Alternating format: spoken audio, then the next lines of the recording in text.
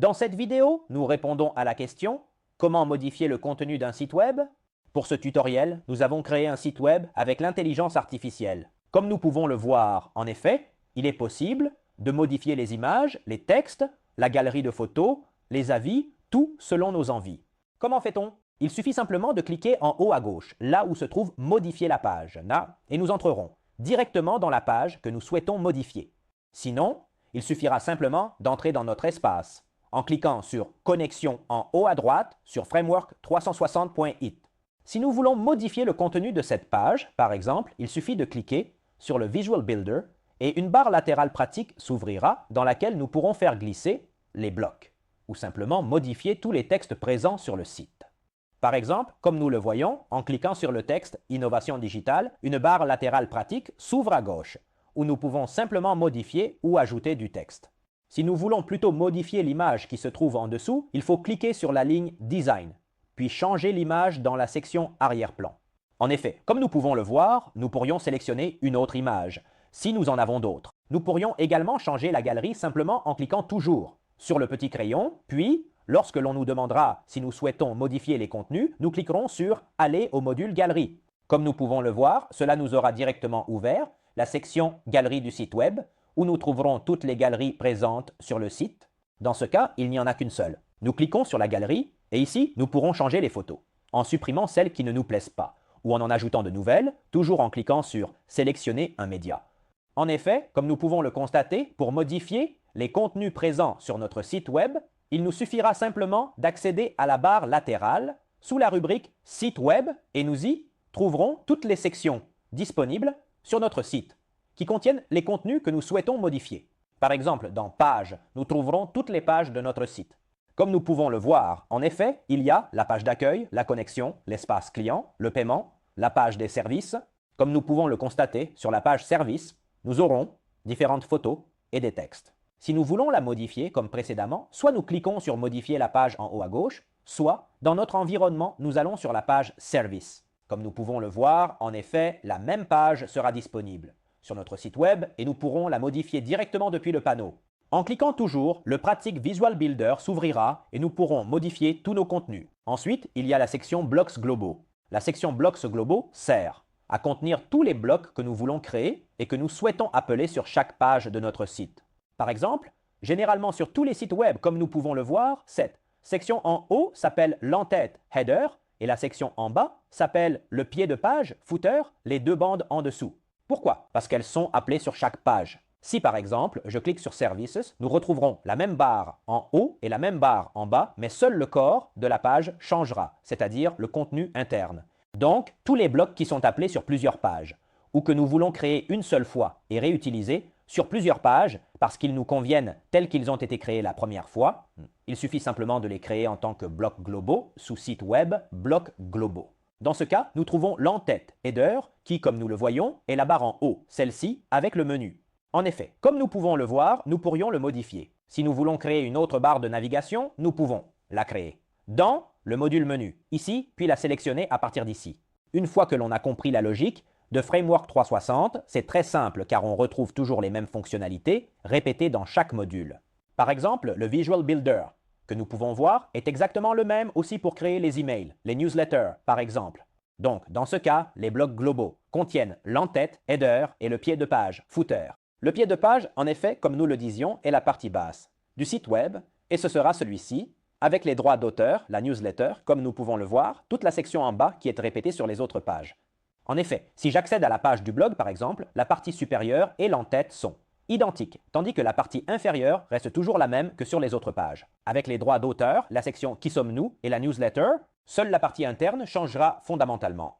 Continuons. Nous pouvons voir qu'ici, nous avons aussi la possibilité de modifier les menus, c'est-à-dire les barres de navigation. Dans ce cas, nous avons Accueil, Service, Blog, Prendre rendez-vous, etc. Nous trouverons la barre de navigation qui a été créée par l'intelligence artificielle pendant la création du site, et nous pourrons déplacer toutes nos rubriques. Si nous voulons que Blog apparaisse, comme nous pouvons le voir, Blog apparaît avant Service, il suffit simplement de le déplacer, comme nous venons de le faire, puis de sauvegarder. Une fois enregistré, en rechargeant la page, Blog apparaîtra avant Services. Donc, pour modifier ou ajouter des pages, à notre barre de navigation dans l'entête, nous pouvons simplement les prendre ici et les faire glisser. Par exemple, si je veux ajouter la connexion, je peux l'ajouter à la fin, et en sauvegardant, la connexion client apparaîtra et deviendra cliquable car la page existe effectivement. La voilà. Si nous voulons modifier la page de connexion, comme précédemment, nous allons dans le module page et nous cherchons connexion client. Nous la trouvons ici. Si nous ne la trouvons pas en première page, comme vous pouvez le voir, il y a d'autres pages, avec toutes, des pages déjà, créées par l'intelligence artificielle de Framework 360, prêtes à l'emploi. Continuons, nous pouvons également créer des formulaires. Par exemple, qu'est-ce que les formulaires? Les formulaires sont les modules de contact, par exemple pour une demande de devis, ou pour l'inscription à la newsletter, comme celui-ci où le visiteur peut laisser ses informations, nom, prénom, email, etc. De cette façon, en modifiant dans le module formulaire, nous pourrons modifier la newsletter, ou le formulaire de contact. Le formulaire de contact sera évidemment disponible sur la page contact, le voici, tandis que celui d'inscription à la newsletter est toujours disponible en bas dans le pied de page. Si nous voulons le modifier, nous pouvons cliquer dessus et changer nos champs de saisie. Par exemple, le nom, nous pouvons le modifier, ainsi que le type de champ si nous voulons faire saisir un email, un téléphone, un numéro, etc.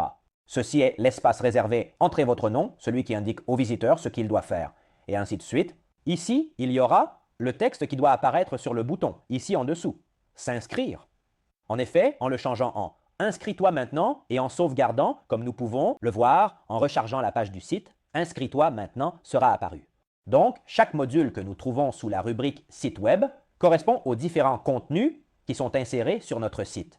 Nous pouvons également ajouter des pages de paiement Checkout. Les pages de paiement sont les modules qui permettent ensuite aux clients de payer. Dans ce cas, il n'y en a pas parce que nous n'avons pas installé de site web nécessitant le e-commerce, mais si nous avions demandé à l'intelligence artificielle un site e-commerce, elle nous aurait aussi créé une page de paiement.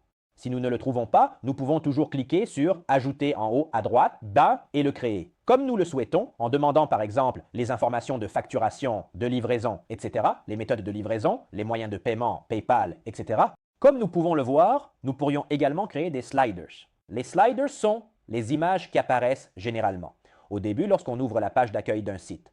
Dans ce cas, par exemple, une image statique a été insérée par l'intelligence artificielle. Mais si nous voulions insérer un slider, qui peut, par exemple, se déplacer, défiler de droite à gauche, nous pouvons simplement cliquer sur « Ajouter », donner un titre à notre slider, une hauteur, activer l'autoplay. Nous pouvons faire défiler les images automatiquement, voire en boucle. Nous pouvons, par exemple, insérer une vidéo. Si nous mettons une vidéo ici, lorsque le site web s'ouvrira, notre vidéo démarrera automatiquement. C'est à cela que servent les sliders. Ensuite, nous trouvons les galeries. Les galeries sont, fondamentalement, ce que nous avons vu précédemment. Comme nous pouvons le voir, en effet, l'intelligence artificielle a créé une galerie avec des photos de stock que nous pouvons toujours modifier dans la section site web, galerie, comme nous l'avons vu précédemment. Ensuite, il y a ressources clients qui permet d'afficher des documents ou des fichiers dans l'espace client de notre site web. Les pop-up qui sont fondamentalement ces boîtes qui s'ouvrent lorsque nous accédons à un site web. Nous pouvons toujours les créer à partir d'ici. Il suffit de cliquer sur « Ajouter ». Habituellement, ils sont un peu envahissants, mais avec la bonne communication, ils sont efficaces. Il y a évidemment tous les paramètres de notre pop-up. Nous pourrons également le créer ici, comme nous le voyons, grâce aux pratiques Visual Builder en faisant glisser les blocs. Si par exemple, nous voulons mettre une vidéo dans notre pop-up, nous pouvons chercher le bloc vidéo, le faire glisser, et une fois que nous avons donné un nom à notre pop-up, cliquer sur « Afficher automatiquement » si nous voulons qu'à l'ouverture du site, notre pop-up avec la vidéo apparaisse.